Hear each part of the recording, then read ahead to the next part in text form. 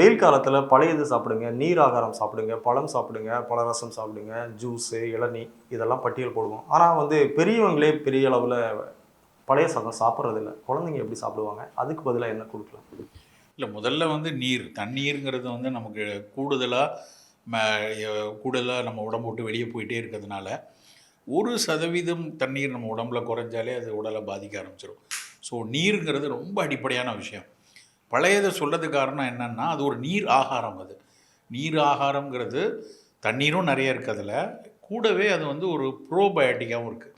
அது ஒரு முந்தைய நாள் சாதத்தில் தண்ணி விட்டு வச்சுட்டு காலையில் நல்லா கரைச்சி அதில் துளி மோர் விட்டு சால்ட் விட்டு அதை வந்து சாப்பிட்றாங்க. அது வந்து குடலுக்கு உள்ளே இருக்கக்கூடிய நல்லது செய்கிற பாக்டீரியாக்களையும் கூடுதலாக வளர்க்கும். இதுலேயே இந்த நீராகத்திலேயே நல்லது செய்கிற பாக்டீரியா லாக்டோபாசிலஸ் இருக்குது. ஸோ ஒரு ப்ரீபயோட்டிக்காகவும் ப்ரோபயோட்டிக்காகவும் அந்த நீராகாரம் இருக்குங்கிறதுனால தான் வெயில் காலத்தில் உடம்புல நீர்த்துவமும் குறைஞ்சிடக்கூடாது, குடலை நல்லா வன்மையாக வச்சுருக்கும் போது பல நோய்கள் வராமல் தடுத்துருவோங்கிறதுக்காக அதை எடுங்கன்னு சொல்கிறோம்.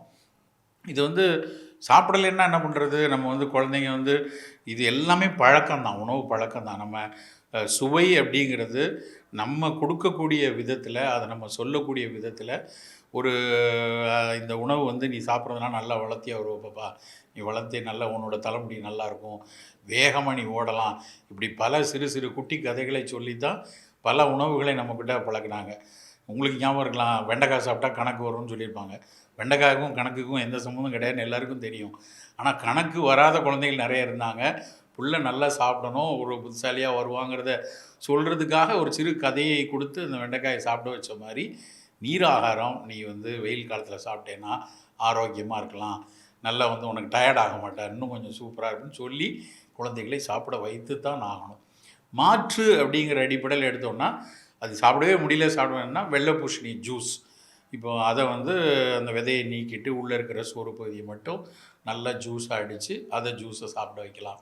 அப்புறம் கூழ், வெயில் காலத்தில் ரொம்ப முக்கியமானது கேழ்வரகு கம்பங்கூழ்.